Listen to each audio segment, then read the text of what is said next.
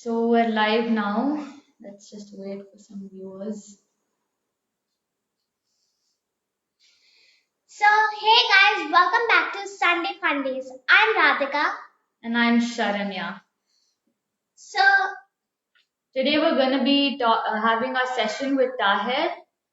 let's just add him in. Where he has gone. Okay. We're just waiting for him. He's going to come online in some time. Yeah, there he is.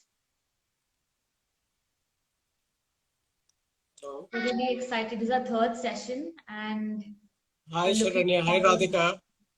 Hi. We're not able to see you right now. Yeah, I'm just trying to.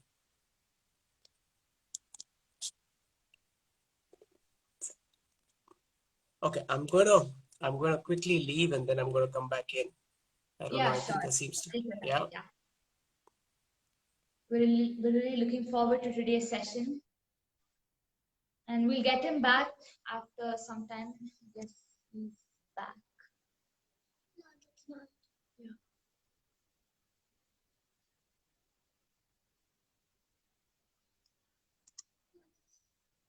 Okay, we'll just. Okay, yeah, we're getting him back on the live session. Let's just wait. We're waiting for him. Are you there?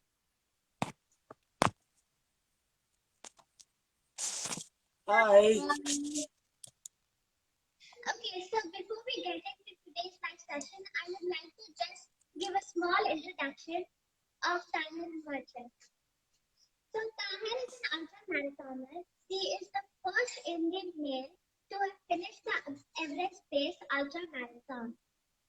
He's always up for new challenges, and we are very, very excited to have him here. Thank you. I'm equally excited. How are you doing? How is your lockdown going? Awesome. It couldn't be better. I'm managing to spend some time with the family, put in some runs in the morning, which is still good. So as long as the routine is not that disrupted, it's okay. Sharanya, I follow your paintings, by the way, and that's some great paintings that you do. A lot of meaning to it. Thank you. It's really nice to hear that. Yeah, my daughter paints as well, so I was in fact showing her some of your paintings. Oh, that's really nice. I hope to see your Yeah. work sometime soon. Yeah, sure. Okay, let's begin with today's session. So, Okay. where did you start running and why ultra marathon? I stumbled upon running. It was about, I think, 8 years ago. We were just, my wife and me wanted to get into fitness. And we thought, hey, let's run around the stadium. And it started from there. And as time went by, the distance progressed. And the joy that I got out of it was immense, and I found it to be something that it was my thing, kind of. It was my time that I really wanted, and I got it in running. So that's how I made sure that I continued running. Now ultra running, yes, I think it was 2013. I was in Ladakh for a marathon. That was my first half marathon. I still remember, a high altitude race, and I had completed that. And I realized that there's got to be something more exciting than this. I had passed the distance, and I was enjoying running in the mountains, running on the trails, and I realized that I could push myself more. Set some new goals, and that's when I decided that, hey, I'm going to try a 50 kilometer. And once you enter that zone, it's not easy to get out of it. I started enjoying that more than doing shorter distances. It was non-competitive, and it was something I really enjoyed. The longer the distance, the better it was. I found it more interesting, more challenging, higher endurance required for such things. So I enjoy stuff that that where there's a lot of challenge involved, where you literally have to cross over to finish. So doing self-sustained races. So these are some things that I really enjoy, and that's how I got into ultra running as well. That's nice. That's a very interesting story. Yeah. Apart from running, what else do you enjoy doing? Oh, uh, uh, if I can make time apart from running, I I like to watch some Netflix. I try to cook. I During the lockdown, I made a few dishes, and I was very close to be thrown out of the house, but I somehow managed. The pizza didn't burn, so it was all good. I do try to read a bit, especially on running, and I enjoy driving as well. So I do a little bit of driving on the weekends. Yeah, that's about it. That's what I do. Audience, we would like to take some questions from you as well, but we'll just move on to our next question. You must have had many fun experiences and adventures and many lovely sights to see. Which one was the most memorable? I think every race that I take part in is special in some way or the other. A lot of people talk about successes. A lot of people, you know, uh, have achieved great things, but I think the greatest feeling that I get is sometimes from things like where I've fallen. I've had great falls. I'll share an experience. I trained for a race called the Marathon de Sable. It was in the Sahara Desert. It was a 257-kilometer race, and I trained close to 8 months for it. And when I said train, I had given, you can say, I'd given my life into that race. I had given everything that I had into that race, and it was very special for me, to even stand at the start line with so many athletes. It was 50 degrees, and unfortunately, I had a fall, and I wasn't allowed to continue on the third day. Now, that was very special in many ways to me. I got to learn so much, right? You always feel that, being on the high side, finishing all these challenging races is great. But I think my fall has taught me a lot more and has got me back much stronger. So that race will always be with me. And after that, I've come back much, much stronger as an athlete, much more, as a human. I've seen so much in that span of those 8, 9 months. So Sahara is definitely special. Another interesting race was Peru. I was in Peru. That was again a great experience. It was a self-sustained race. It was a 122-kilometer race. Um, Okay. and again, there, in these kind of races that I do, we have to take our bags with us, right? So when we start the race, you have to pack your food for 3 days. Oh, wow. Okay, you pack your food in your bag and you start the race. So the only thing that you get during the race is 6 liters of water in a day. Now that makes it interesting, right? So you're in the desert. It's so hot, and you get 6 liters of water. You have to bathe. You have to drink water, and you have to save water for the next day morning. And you have to carry your sleeping bag as well. So you're running with close to 12 kgs of weight. Okay. So doing this kind of stuff is very special. I think Peru I've got great memories, and I think I would go back to such place again. How does your family feel about you doing ultra marathon? They think I'm mad. uh, I think initially they were very scared when I took the first plunge, which was the Everest ultra marathon. When I decided that, I've got two girls, they're 10 and 13 now, and they had just watched that movie, The Everest, and they said, if you go, you're not going to come back. Why do you do such things? And I always tell them that ultra running is a life's journey. It's something that I need everyone's support in. Without them, I cannot go ahead. So I told them that I take risks, but I'm not reckless. So at every point, at every step, I remembered my family, and I have that on my shoulders, that I know when to pull back and when to move forward. So they were pretty, they were happy that that I told them that, and I move forward. Now, of course, many years have gone by, and they're pretty comfortable. They're like, just do what you have to do, enjoy yourself, and live your life. They know I get immense joy out of it, and that's why I'm in the sport. Okay. How do you recover from an ultra marathon since it's so intense and long? So, how do you recover from one? So, recovery takes sometimes days, or sometimes it takes even longer. So, I think the right nutrition and the amount of sleep, right, is very vital in this, and also physio.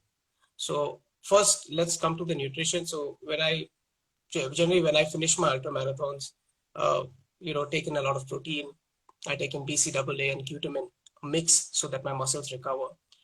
Then the next part is I take care of my sleep. I make sure that I get enough sleep because that's the only way the body recovers, right? Okay. And the third one is the stress that you've given your body in all these days.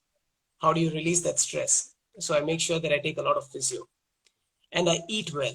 And when I say eat well, I enjoy my biryani. I cheat a lot. I just eat everything possible that I wasn't allowed to eat during training. My coach is here and he knows that. Yeah. An ultramarathon is very tiring. Have you ever thought of giving up? And have you ever?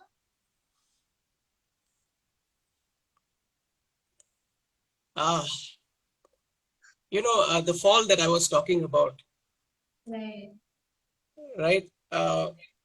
After that, that's the point where I hit the lowest point in this entire career. That's the time where I was completely shaken. And that's Okay. one time I felt that I should leave running. I honestly felt, and I still remember we had a core group, and your dad was in that group as well. And I still remember his Mhm. message very clearly. And he said, Taher, uh, sometimes the outcome is not what we expect. The journey is more important, right? And that has stayed on with me. And a lot of people like that, sent me messages, and I took some time off to reflect. And that was a very difficult period. And that's the only point in my life where I thought that, hey, I'm going to stop. I'm going to, I'm not going to continue. This is not my cup of tea because, giving 8 months of your life into one race and then coming back, it takes a lot. But then I realized, you know what, I'm going to go back and I'm going to smash this thing and come back.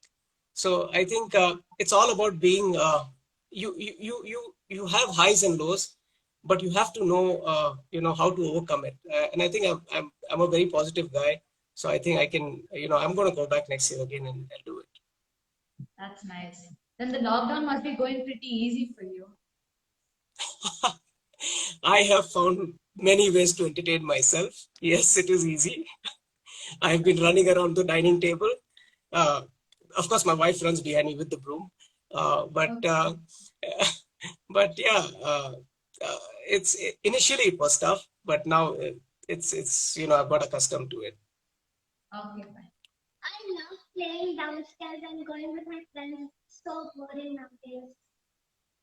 Sorry, I love going down with my friends and it's so I boring. watched you play. I watched you play cricket. I know it's not that boring for you. You can't tell me that. What else do you do? What do you girls do? We are we. I mean, Watch I have. TV. Yeah, she watches TV. I have online classes, so Yeah. So do you have your classes every day?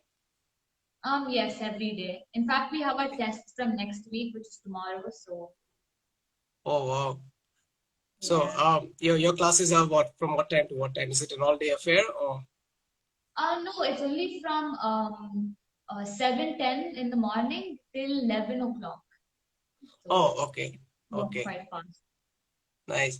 And what do you watch on TV? Tell me that. What's the new thing that you're watching on Netflix? Different YouTubers and Oh, okay. do you follow any diet before your ultramarathon? So, yeah. uh, generally what I do is I take uh, I make sure that my diet is handled generally by Qua Nutrition. So we do have uh, uh, 2 weeks before itself, my whole routine of what I take in is changed. So I do follow a very specialized diet in that way. The calories, especially calorie count, is very important. So generally, it's about varies between 2,000 to 2,500 calories a day. A lot of carb intake as well during that time. Uh, as much as I don't like eating vegetables, I'm forced to eat vegetables on those days. Uh, yeah, yeah. I mean, that's that's how I am. So yeah. So Ryan, in fact, is in this conversation, and Ryan knows that uh, he had we had really followed a very strict diet for MDS. Okay. It was an amazing journey. Yeah, yeah. So I do follow a very specialized diet. Yes. I have a question. During your race, what kind of food you carry? Since you're supposed to carry something light, for you, is what kind of food do you carry? Yeah. So that's a great question. So let's say I have to carry in a day. Uh, I'm not allowed to carry more than 2,500 calories, because if I carry more than that, uh, the weight increases per day, right? Right. So, and that means more load on my shoulders and more Yeah. effort for me to run. So, I break it up. First is my nutrition. What do I Okay. need, right?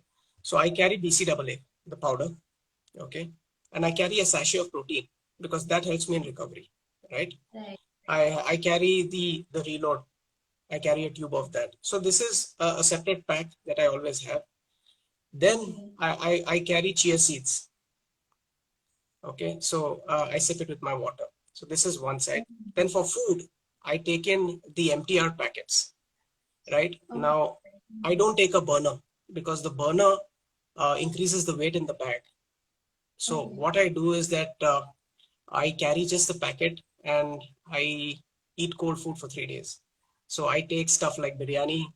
I take uh, uh, I take kesri bhat. I take the Okay. works basically. I take dal, Okay. and then my mom, my wife, whoever was there at home, they make this Gujarati roti. It's called kepla. It's Oh got a lot of yeah. methi, ghee, and all of it in it. So we Okay. add a little milk inside, so it can stay for longer. So that's what I carry. I think the toughest part in this is to mentally be prepared that for 5 days you're going to be there and you're not going to have anything hot. Right. uh, Okay. I think that's the challenge in this more than the food for me, because I remember in Peru, after I finished my long stage, I'd been on my foot for close to about 12 hours, and I came Okay. back at night, and I could see everyone cooking hot food, and they were like Koreans, Japanese, hot piping hot soup noodles. I'm like, this is the Right. life. I mean, why didn't I think of a burner? I'm going to get a burner the next time. And I took out my packet and I'm like, I just said mentally, I said, it tastes so good. I just have it and I go to sleep. And next day I'm back running. So, We saw on your Insta page that you are an ardent fan of cars. Which one is your most favorite? uh, I think uh, if I were to say the most favorite, it's a Japanese car called the Nissan 370Z. It's Okay. a twin turbo car that I did have. Uh, and those are the Japanese cars are beautiful, and so are the Lamborghinis are also good. Um, So yeah, so I all the cars are nice, but yeah, the Japanese ones are definitely a one notch better.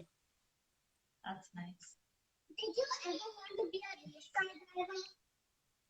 Wow. ah, so when I was growing up, I wanted to have cars. I never wanted to be a race car driver. Oh. Never. I had that thought in my mind until Schumacher went into coma. I think that was the scariest part, right? And I enjoy watching these races also from a distance. So I'm the kind of guy who will probably cry if I'm made to sit on the passenger seat of any of these cars. So I'm very happy driving it. I'm not happy sitting in it. So yeah, I mean, the thought has never come as a race car driver. I don't know why, but it never occurred to me. Wow. Do your daughters enjoy running as well? My younger daughter, Amira, she used to come running with me, but now with their school and they have so many classes. She's got dance, tuitions, and things like that. I think they're finding it a wee bit difficult to balance it out, to come out.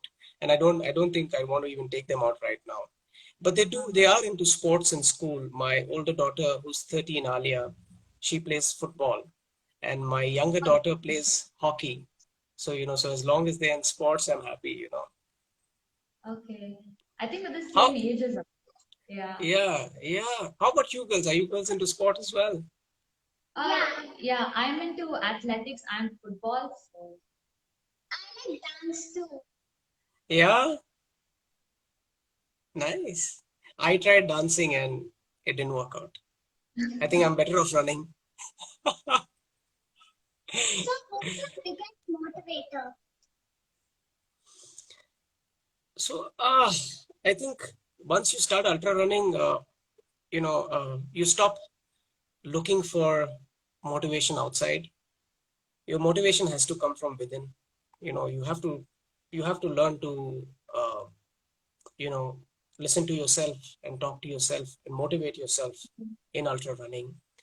But along this journey, there have been many people who have inspired me, who've motivated me, who've helped me reach, where I am. And I'll start with my dad. He's a big risk taker. So I think when I was growing up, I watched him take risks, and that some way influenced my life. Then I saw many high endurance athletes like Kilian Jornet, Anton Krupika, and all the other mountain runners. And they inspired me in some way and motivated me as well. But now I think I I've I think it's me, and I push myself. It's okay. and I always believe that motivation has to come from within. So it's like a self motivation during Correct, the. correct. Okay. I used to Let's listen to move on to music a some. lot. I used to listen to a lot of music when I used to Oh, run, and it's just coach had to find out, and that was the last day that I was allowed to listen to music. what I what think it is what kind of music do you listen to? What kind of music keeps you going during the race? Bollywood. Oh wow. I like the sorry. No, please continue with this. I like the old the Bollywood tunes. As much as people say they don't like Shah Rukh Khan, I'm a big Shah Rukh Khan fan, so I listen to all his songs. Yeah, so yeah, I enjoy that, and I listen to a lot of English as well. So yeah, Okay. I've got a mixed playlist, but I make sure I don't listen to it uh, during the first two days of my running, or because I focus on the run. So when Okay. I listen to it when I need it. When I've covered a lot of distance and I need something to push me a little bit more, then I listen to Okay. So let's get into the most fun part of today's live session, the rapid fire question. So basically, we're gonna ask you a few questions, and you need to answer them as fast as you can, and don't think too much. So let's get started. it. I'm gonna try. Okay, What is your most favorite terrain to run on? mountains, Oh wow. Lamborghini or Ferrari? Lamborghini, Your favorite cheat meal? biryani, Your favorite holiday destination? Ooty, One thing you cannot live without. biryani. Your favorite movie?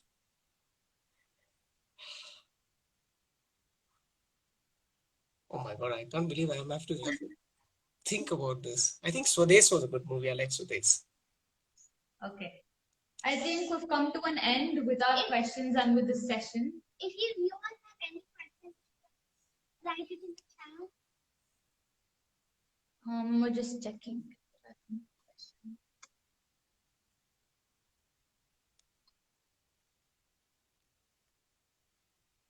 We have a question. Role played by JJ Runners. Sorry. What's the question? Okay, we'll just skip that question since we didn't really understand what it meant. I think we have many comments but not many questions, so we'll just That's okay. Yeah.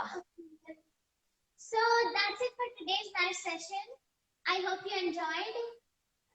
Thank you so much. You girls were so much fun. Yeah, it was really nice learning so many things from you. Thank you. Thank you. It was a pleasure being with you all. Yeah. And continue your art. Continue your sorry? art. Please Oh yeah, continue we your will. art. Yeah. Yeah. It's you do some great work. And Radhika will Thank you. be. I hope to see you girls soon, sometime in Bangalore. Yeah. Yeah, sure. After all of this is over. Yeah. Yeah. I'm sure it will. I'm sure it will. Yeah. All right. Thank you. Thanks. Bye, girls. Have a good weekend and a week. Thank you. Thanks.